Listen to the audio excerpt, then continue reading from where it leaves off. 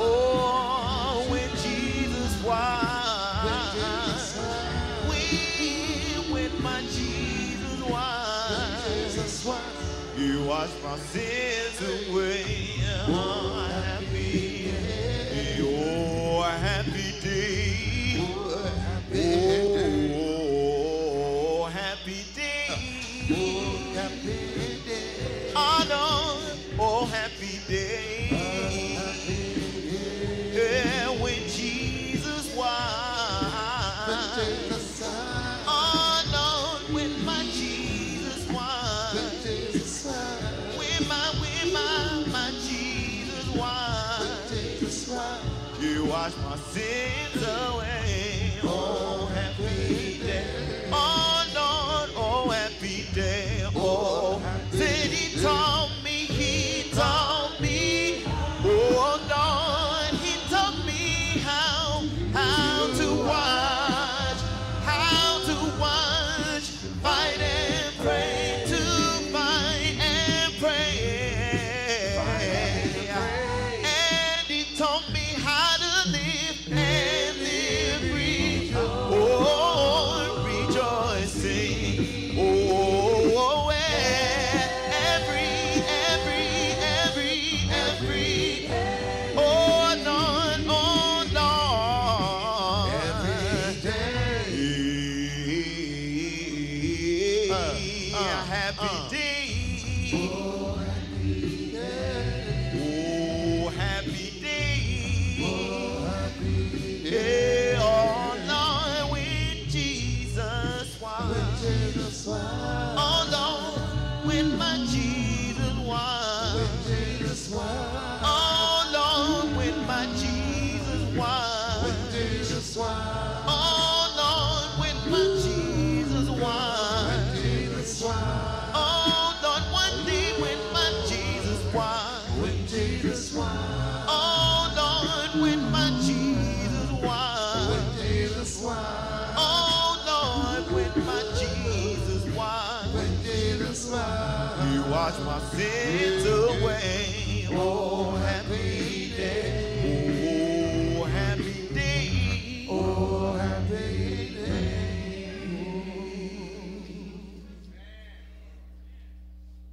God has smiled on me, and He has set me free. I'm thankful for my God. He has smiled on me. Yeah, He's been good, so good to me. Sing it, Phil. Sing that song for me. Oh, God said, God, He has smiled on me. I know that He has set I'm free indeed, set I'm free indeed, my God. Ain't no doubt about it, He has smiled on me.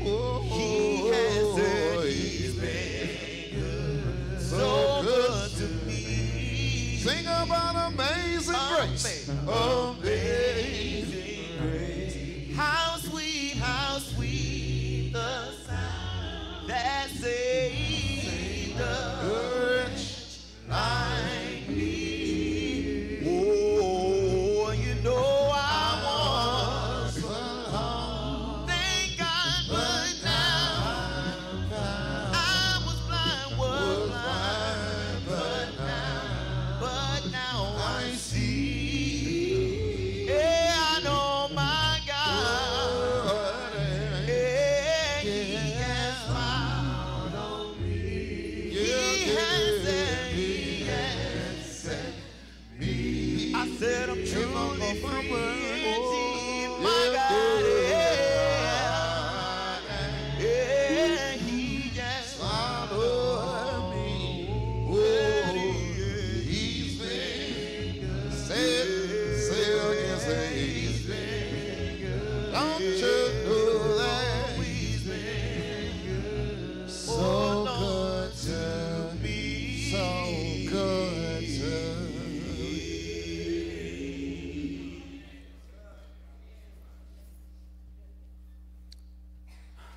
Turn your Bibles, if you will, to the book of 1 Kings, chapter 10. Has God smiled on anybody in here? Has God been good to anybody in here? I don't know. If you got up this morning, God been good to you. They had some shootings a few weeks ago, but they didn't shoot up your house. God been good to you. They didn't shoot your children. And it's God's grace. And if you woke up this morning, God has been good to you. Good to see you. And we're going to just get right into the text. But it says good to see those of you who are here for the 8 o'clock service. And appreciate the Downeys here. Mr. and Mrs. Downey, Keith and his lovely wife. And I want to say a shout out to them and a thank you. Keith and his wife have been very instrumental. I tell you, they have partnered with many, many organizations, including this church, and worked hard and just poured their spirits and their resources and their energy into making this community a better community. But I want to say particularly in Kashmere High School. They did not give up. We had other members of this church, Sister Huey here, as well as others, and there's a team of people who said, we will not quit on our children. We ain't going to give up on them. We're not going to talk them down. And a high school that the school district basically tried to kill over the years, Keith, his wife, and another team of people said, we will not let it happen. And so this past year, they've come out of what they call improvement required, which is like a death sentence if you stay there. But they came out of it, and the devil didn't kill it. Let's give them a hand. They worked hard. They provided.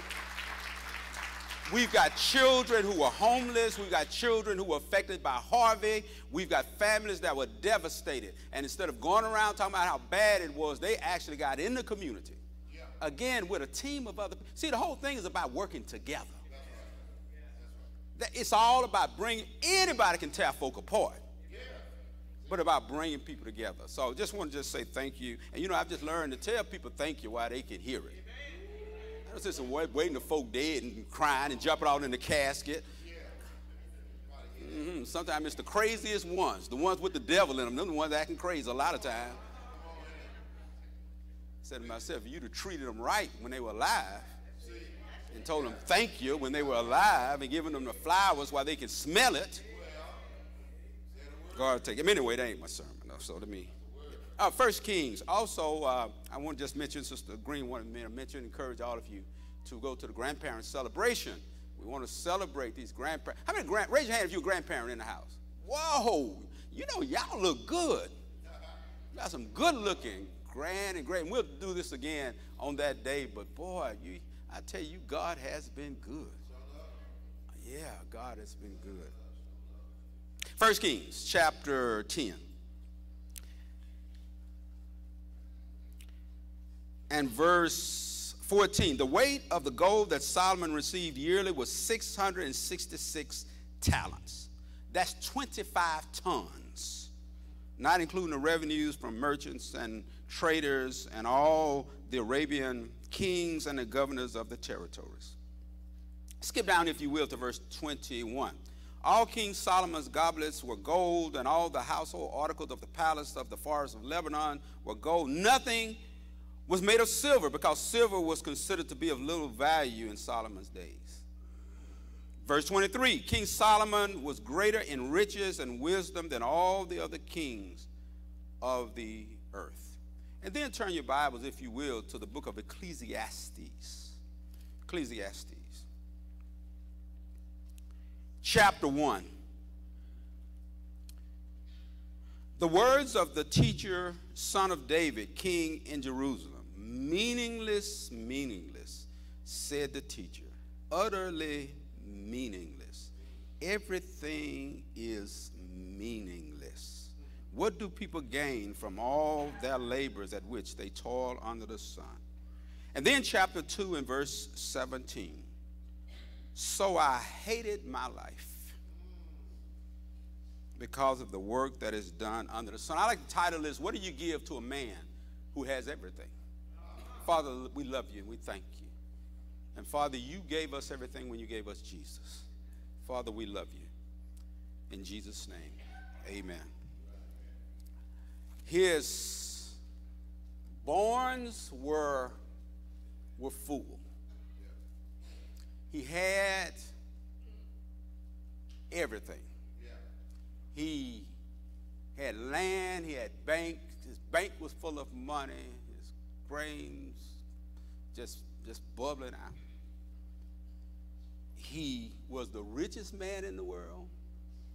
He was considered the smartest man in the world. He had people who came from everywhere. I'm talking about Solomon. You know, when we were reading about the gold that he had and his wealth, kings had treasure chests of gold. And Solomon had the equivalent in today's money of $2 trillion. Not 2,000, not 2 million, not 200,000, $2 trillion. What would you do with $2 trillion? Some of y'all quit church, leave town, and leave your family. Not y'all, but some of y'all friends. He was considered the smartest man in the world, the most powerful man in the world, the most prestige. His army, he was king of the army of Israel. His army, no nation would dare challenge his army. In 1 Kings chapter 4, we won't read that, but people would travel for thousands of miles just to see his wealth, just to see his stuff. But that was a problem. That was a problem. He said, I'm unsatisfied.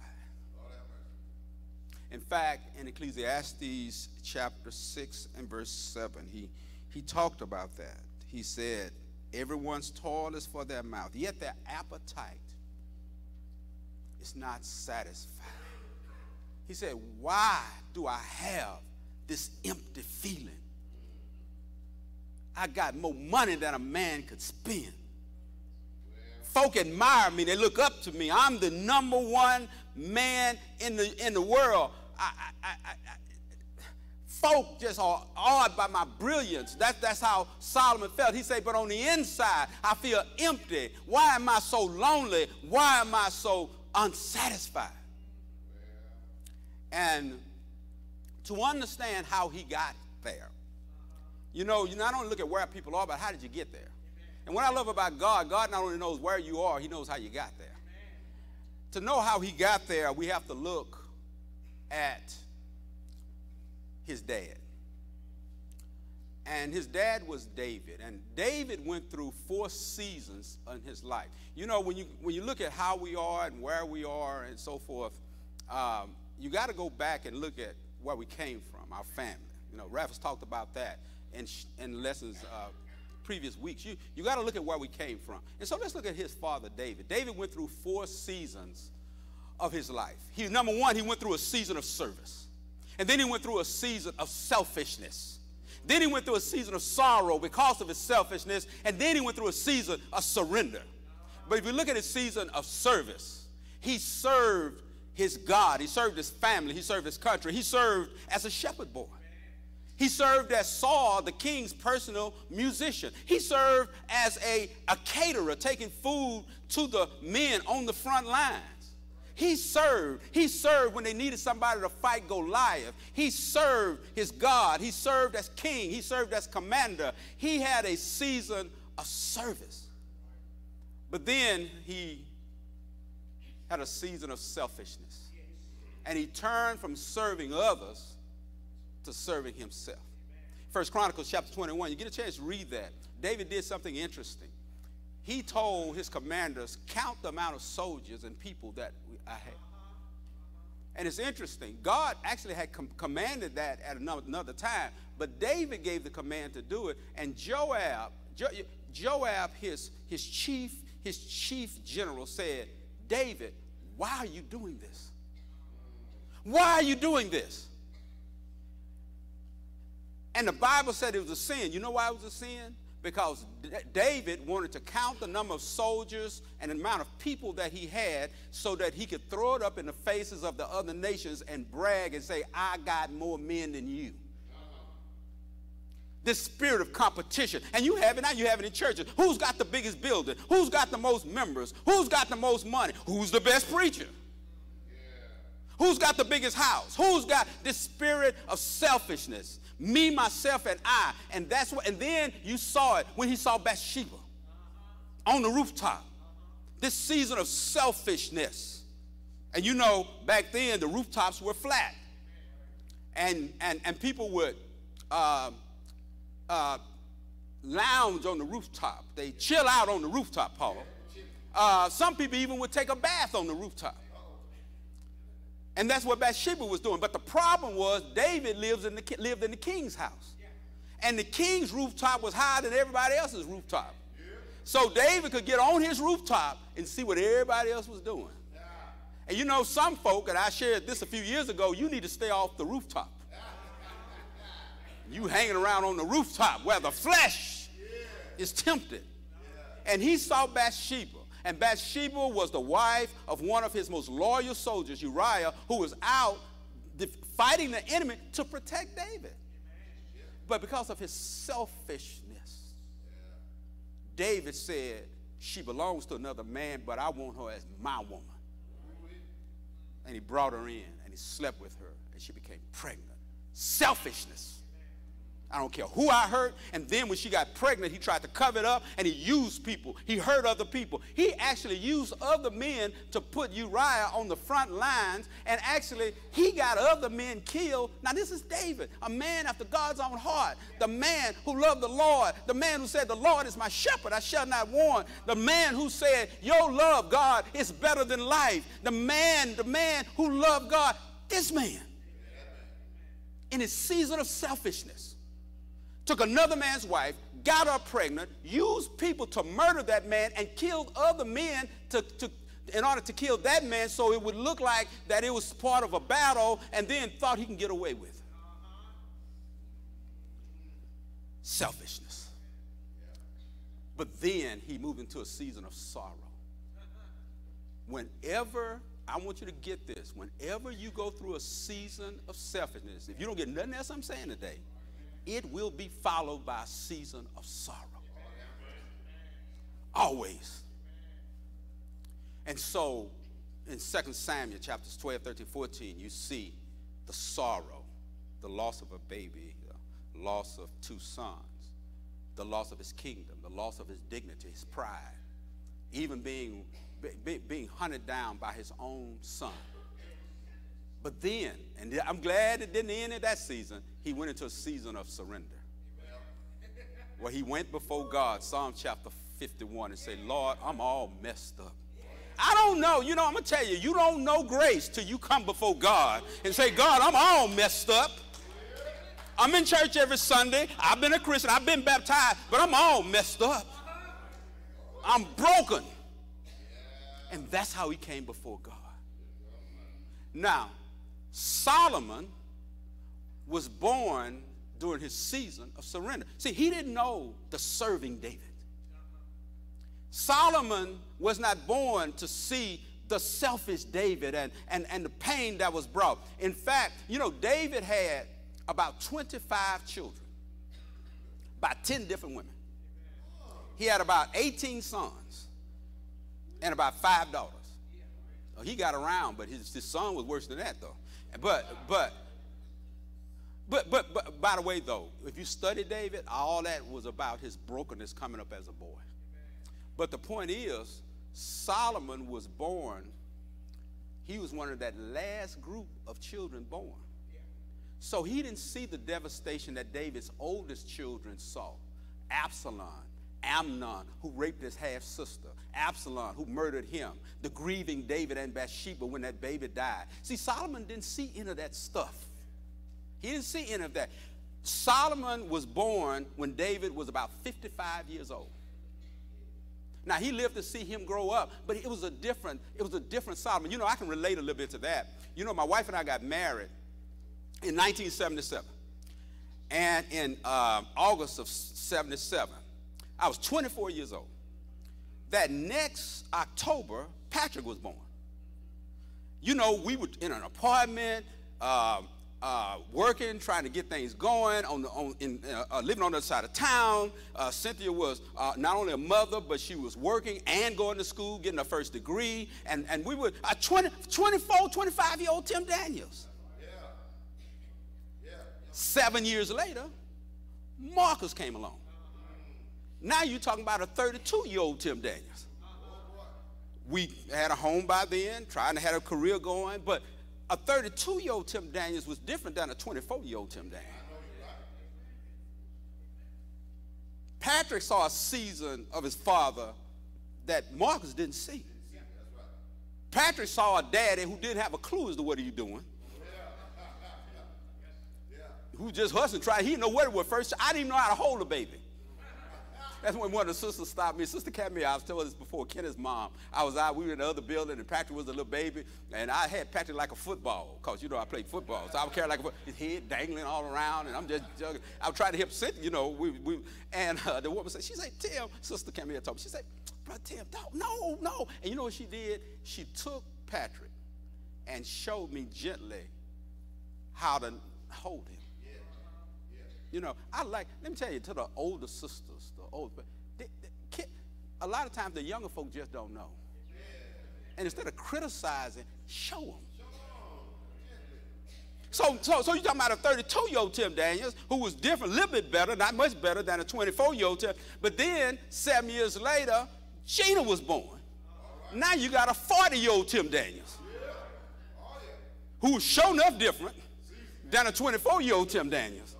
And sometimes we have. Now let me ask you a question. What season are you in? Particularly if you have children.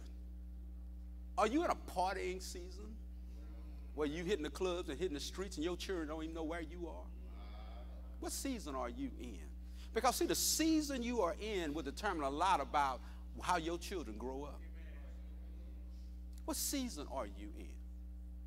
And so we run into Solomon, and we see he inherited some things from his father. He inherited his father's prestige and his father's power and his father's position and problem, but he also inherited some of his problems. Now, Solomon, though, so here's Solomon. Solomon has wrote 3 books. He wrote a book of romance called Song of Solomon. He wrote a book of rules called Proverbs. And then he wrote the book that we're going to study for the next couple of weeks. We get into this book called Ecclesiastes, which is the book of regret. Let me show you Song of Solomon. Let me show you what he wrote. And he wrote these books in different seasons. So he wrote the Song of Solomon, the book of romance, during the early years of his life. And so let's turn to Song of Solomon. Ecclesiastes, Song of Solomon. This is a book of love. I'm going to just read to you what he wrote. And by the way, he inherited this gift of writing. David was a prolific writer. He wrote the Psalms. And so here's Solomon, got that gift. He got that gift of writing from his dad. That's why I'm telling parents, you got to be careful what you hand down to your children. You got to be careful what thoughts are in your spirit, even when you're pregnant. Because if you got a baby in you, it ain't just in your spirit, it's in that spirit. You got to be careful what kind of stuff you listen to. Who's in your circle of friends? Solomon talks about that. We'll talk about that in a few weeks. But just look at kind of the love song. I like this. Look what he said in Song of Solomon, chapters 1 and 2. He said, let him kiss me with the kisses of his mouth. Now this is between the husband and wife. For your love is more delightful than wine. He said, good love is better than good wine. Verse 5. Dark am I, yet lovely. You know, there's a hair there called dark and lovely. This is where they got it from. They didn't come up with that. This is the first dark and lovely.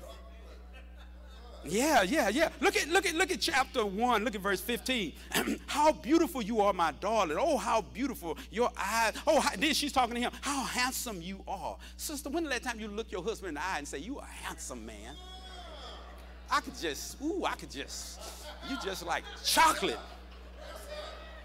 Do you know how that'll make a brother feel? Just look him in the eye and say, I could just Okay. Help me, brothers. Help me. I need a little help in this. Help me, Ricks. Help me. Dim the lights. Yeah. Yeah, yeah. Put on. And just get close to him. And just look. Let him feel your breath. And so, okay. Verse 16, how handsome you are, my beloved. But look at chapter 4. Look. How beautiful you are, verse 1, my darling. Oh, how beautiful. Your eyes, the eyes behind your veil are doves. Your hair is like a flock of goats. Now, this is in that language. Now, brother, don't tell your wife your hair is like goat hair. Don't tell her that. That's in that culture. I got to hip rap. Somebody going to. This won't fly. Your lips, look at verse 3. Your lips are like scarlet ribbon. Your temples are behind your veil, are like the halves of a pomegranate. Your neck, verse 4, is like the Tower of David, built with courses of stone. On it hang 1,000 shields. All of them shields are warriors. Your breast, let's stop right there. We're going to go to the next. But I'm just saying, I'm trying to help somebody. No, let me go back, Paul. I better.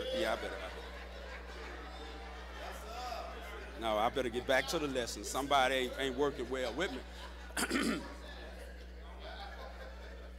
and so he wrote the books. And as we look at the next slide, and the book of Ecclesiastes. Now here's what it's about. It is about his search for meaning of life, satisfaction. And there are two key terms that are being used. One is under the sun. Look at Ecclesiastes, go back, chapter 1. A couple of key terms. He uses this term 29 times. Verse 3, what do people gain from all their labor as they toil under the sun? Look at verse 9 of chapter 1 of Ecclesiastes. What has been will be again. What has been done will be done again. There is nothing new under the sun. Look at verse 14. I have seen all the things under the sun. He goes on again. He says in verse chapter 2, verse 11, under the sun. Now let me tell you what he's talking about. He's saying, listen, to understand this, you got to understand there are 3 heavens. The first heaven is the atmosphere where the birds fly. It's the atmosphere where the air we breathe. That's called the first heaven. All right? The second heaven is where the sun, the stars, and the moon is. That's called the second heaven. That's where the sun is. Okay? But then there is a third heaven. And you find that in 2 Corinthians chapter 12. That's where the throne of God is. All right? Now, if you live here on this earth, you are under the sun because the sun is in the second heaven. But Colossians 3 verse 2 says, set your affection on things above. Above the sun. So what he's saying about under the sun, he's talking about living life from a human perspective instead of a heavenly perspective. He's talking about seeing people, seeing your possessions, seeing your past, seeing your problems the way heaven sees them, the way God sees them, instead of the way man sees them. And he's saying, if you live your life looking at your possessions, the people, your past, your pain, your problems, looking at everything from a fleshly point of view, from a human point of view, then you see that second word. Go back, if you will. Go back to that screen again. Then your life will be meaningless. It will be empty. It will be vain. And so that's why he used that word meaningless 38 times. If you live your, and this is critical. I hope I can say this in a way because it changed my life. If you see stuff the way men see stuff, you're going to be miserable. When you see stuff the way God sees stuff, then he brings hope and meaning and to your life. And that's what Ecclesiastes is about. And the challenge we have is when things happen, to see it the way God sees it. Joseph did that. You remember at the end of the book of Genesis how they treated Joseph? They threw him in prison. He had a dysfunctional family. They hated him. They lied on him. He had generational curses. All that stuff in his family. He was sold as a slave. He was accused of something. All that stuff that happened in his life. Separated from his mother. Joseph wasn't even there when his mama died because his brothers had sold him as a slave. And you remember when his brothers, God, you know, the wheels of justice may move slowly, but they move surely. And those same brothers that tried to hurt him, that tried to curse him, had to come back to him for a blessing. But you remember what he said. They looked at it from a human point of view. And they said, we did evil, we hurt you, we did this bad stuff to you, now you're going to get even with us. And you remember what Joseph said? Joseph said, let me tell you the way God sees that thing. You saw it as evil. You saw it as bad. He said, but God meant it for good. And that word meant, if you go back to that last chapter in the book of Genesis, that word meant means to weave together a garment. He said, God took when you lied on me, when you threw me in prison, when I was accused of rape, when I was accused of all that stuff I didn't do, when I was separated from my mom, I wasn't even there when she died, the separation from my father. God took all that stuff individually. It was ugly and painful, but God wove it together into a beautiful garment. That's why it started off with that chapter. His earthly father made a garment for him. But what that whole thing is about is not his earthly father made this beautiful robe, his heavenly father. And let me tell you somebody here, you've had some bad stuff in your life. But I'm telling you, if you're a child of God, if you see that stuff the way Solomon's going to see it, God will take all that stuff. Your daddy not being there for you, having to bury a child, losing your job when you're the only one working, being betrayed by a friend. God said, I'll take it all and I'll weave together a wonderful garment of your life, a tapestry of love that would be a bright light. And so Solomon is writing his book saying, here is what life is like when you don't see it like that. And here are the mistakes you make. Now look what he said, a couple of things. He said that, and let's back up, I want to back up, yeah. Here is what life is like under the sun. Life under the sun is when you refuse to acknowledge that God is the source of everything you have. Turn with me, if you will. Look how David put it in 1 Chronicles, if you will. 1 Chronicles chapter 29. Look what David said. David said in 1 Chronicles chapter 29, and they're getting ready to build a temple. And look what he said in 1 Chronicles 29, verse 9. The people rejoiced at the willing response of their leadership, for they had given freely and wholeheartedly to the Lord. But look what David said. Verse 10, David praised the Lord in the presence of the assembly. There's something about praising God when other folk are around. That's why parents, you need to have your children in church to let them see you praise God. Let them see you thank God in the morning. Let them see you praise God. Okay, watch. He said, verse 11, yours, Lord, is the greatness and the power and the glory and the majesty. Look at verse 12. Wealth and honor, here's where I want to be, comes from you. You are the ruler of all things. Look at verse 14. But who am I and who are my people that we are able to give as generously as this?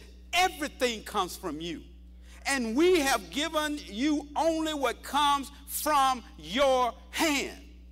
Look at verse 16. Lord our God, all this abundance that we have provided for building you a temple for your holy name comes from your hand, and all of it belongs to you.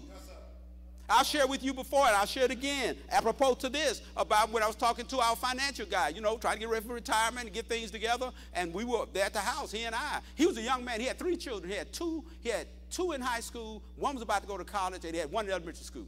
And he was going over our portfolio, looking at the money and so forth, and, you know, we ain't rich folk. We just trying to hustle and do the best we can, you know, because I know how to be broke. I don't know anybody been broke in here? See, my life don't fall apart if I'm broke, see. Because I got a God that owns everything. Yeah, I remember years ago they had some layoffs on my job years ago, and you had some of the big managers making all that money and stuff. And when they were laying off, one of the guys came, and he was saying, one of the white guys, he was the manager and all that. He said, man, I don't know. If I lose my job, I don't know. Life ain't worth living. I don't know. And somebody told me he was talking about he might do something to himself if he lose that job. I said, man, you crazy. Man, you better learn how to hustle. I can cut yards. I can paint. Not well, but I can paint. You don't tie your world up in this stuff. No job, no person. You don't tie your world up in that, because everything comes from God. And if man takes it away, God can give it back to you. So look what he said. He said everything comes. But what I was saying, I told the guy, so the guy, he was looking, and what he looked at is he was looking at the percentage that we give to the church. And I think if you're going to lead, you ought to lead with giving. If you're going to stand and you're going to lead God's people, lead with your money.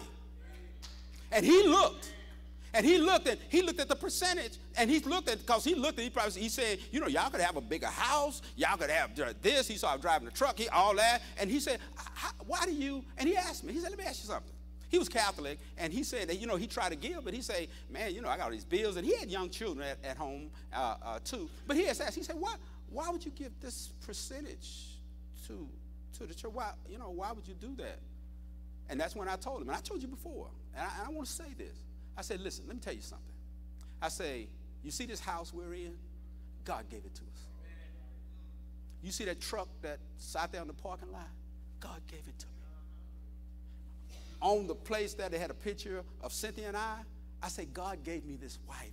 And the fact that we both are still alive and old enough to even talk about retirement. I have buried so many of my classmates, even those who are younger than me. I'm still alive because God gave it to me. There was another picture. I had the children and the grandchildren. I said, you see those 3 children? God gave them to me. Those grandchildren, God gave them to me. And I told that man, there ain't nothing I got that God didn't give to me. And you asking me,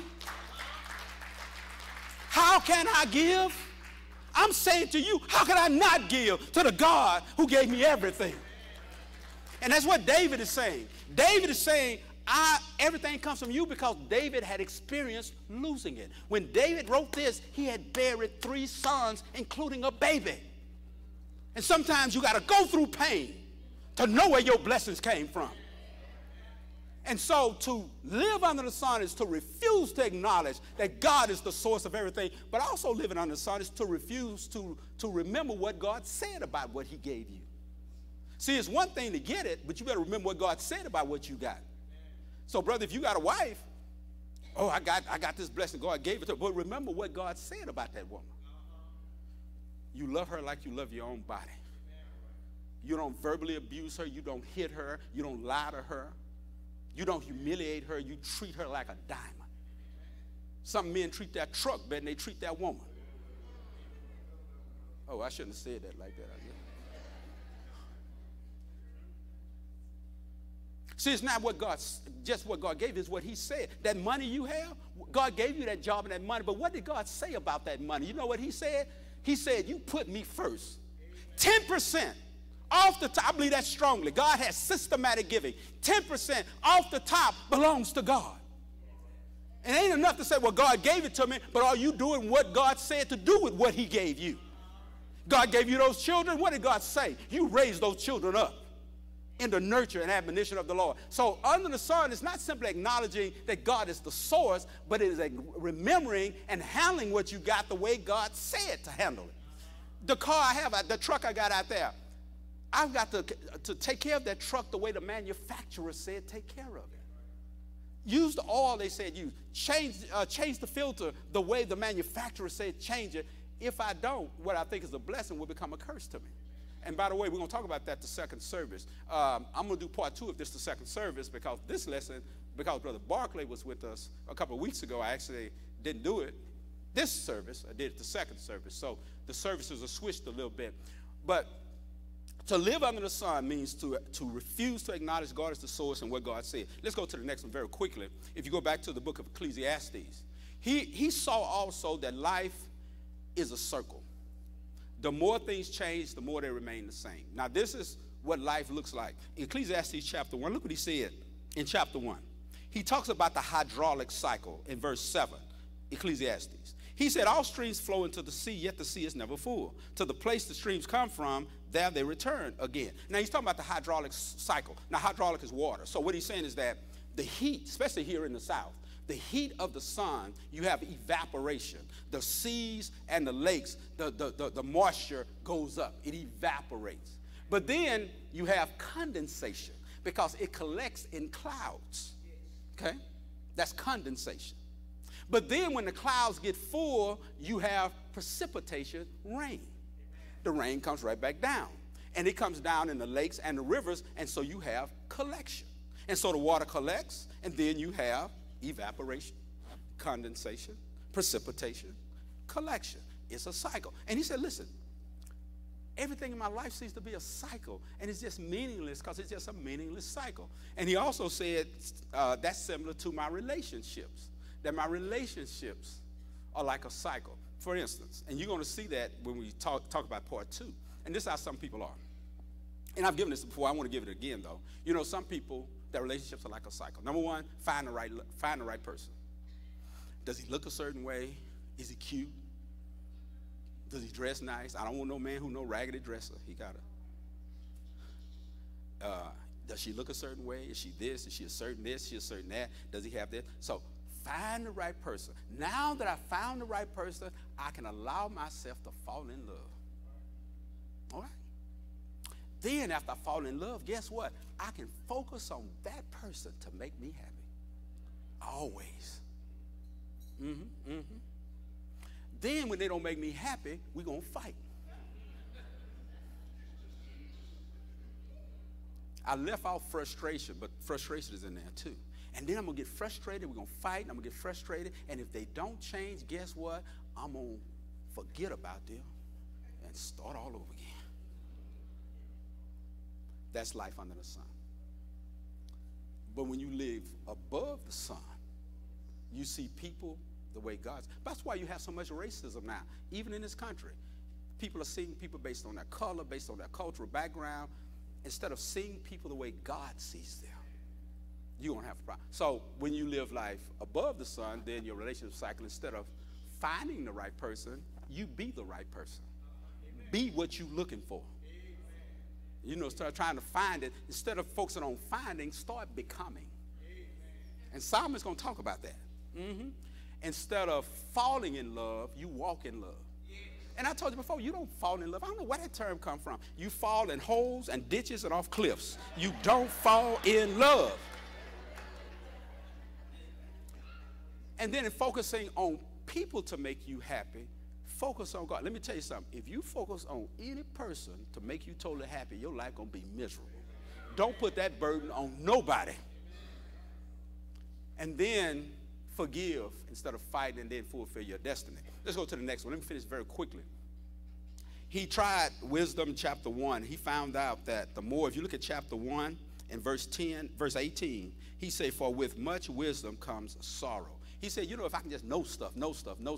But listen, knowing stuff don't make you smart, number one. And we'll talk about that. I'm going to talk about that the second service. But the other thing is, the more you know, the more you worry about. The more sorrow you have.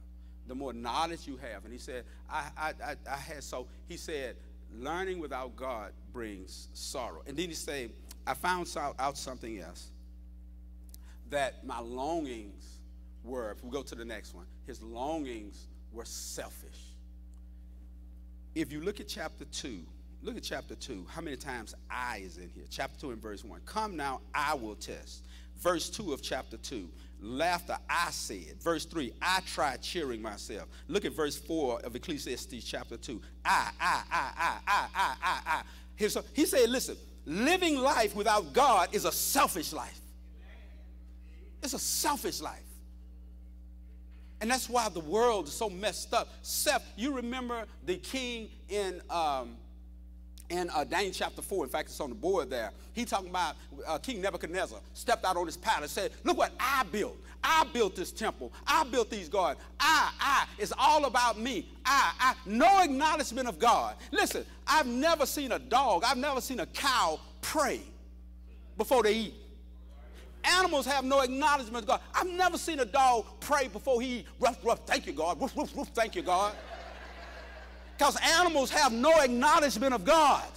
And when a human being has no acknowledgement of God, you're acting like an animal. In fact, he's going to say that. He's going to say ain't no difference between men and animals, because when you live under the sun, you're acting just like an animal. And so what God did to that king in Daniel chapter 4, God said, okay, if you're going to talk like I don't exist, if you're going to talk like an animal, that there is no God, guess what? I'm going to make you act like an animal. And God gave him insanity, and he lived out in the woods, crawling around on all fours. He grew claws. He howled at the moon. And the Bible said he was like that for 7 years. And the Bible said when he got his sanity back, he said, praise be to God.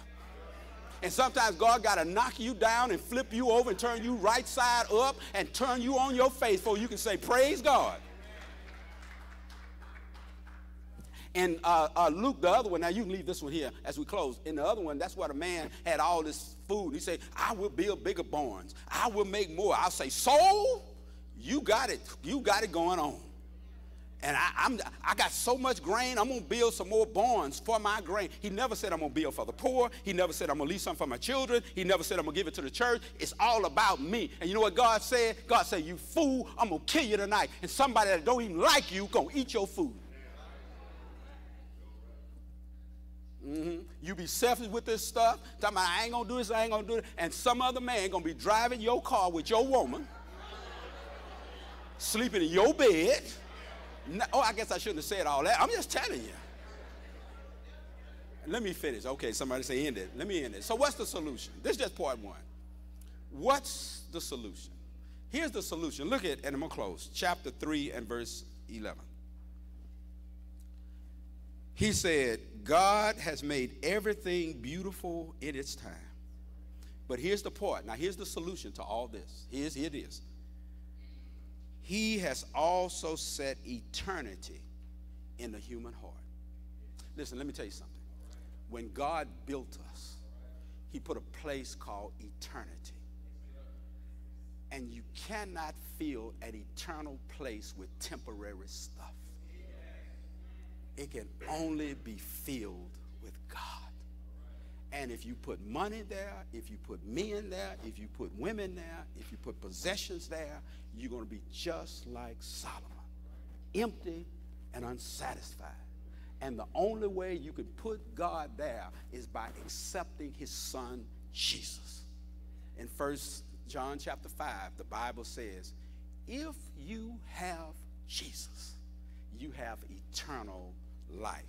You know, there's a story I'm going to close with. You know, there was a company that had employees that were stealing. They're stealing stuff. So what the company did, they put guards so that whenever people left the company after work, they had to go through these guards, and they would search them. They would search their purses. They would search their coats. They would search everything. So these people would come out, and everybody agreed to it. They said, okay, we'll do it because folk was stealing. So they'd come through, and they would search everything. And that was this man, though, every time he come out with a wheelbarrow full of trash. And the guards had to search all this trash. So, Brother Jordan, the guards were searching the trash. They were searching potato chip bags and all this. A wheelbarrow full of trash. Every day, he'd come out with this wheelbarrow full of trash, and the guards would have to search it. And so the people behind the man would have to wait 20 and 30 minutes while they searched through all this trash in his wheelbarrow. Every day, he'd come out with a wheelbarrow full of trash. And so one of the guards said, he said, you know what? Something right. So he pulled the guy to the side. He said, listen, I'm tired of going through all this trash every day. He said, now, I know you up to something. And he said, I'll make a deal with you. If you tell me what you're doing, tell me what you're up to, I will not report you. Just tell me what you're up to. What are you doing? What are you And the man looked at him and shrugged his shoulders. He said, okay, I'll tell you. I'm stealing wheelbarrows. You know, sometimes, somebody get that later, sometimes what we're looking for is right under our noses. Let me tell you, God, Jesus is right under your nose. When you wake up, he's there. When you smell the air, Jesus is saying, I'm here all the time. Just let me in. Let me in. Let me in. And so today, I want to encourage somebody in the search. God is here. Let him into your heart. And let me tell you, when God is in your life, everything has meaning. Everything. You live an unselfish life. You care about the children and the poor and the hurting, and that's how you will be judged. Did you care about what God cares about? Your life will have meaning. We're going to stand right now and give you a chance. If you need prayer, stand with us as we sing the song of invitation. Stand right now. If you need prayer, you can come. Ask the Savior. Help you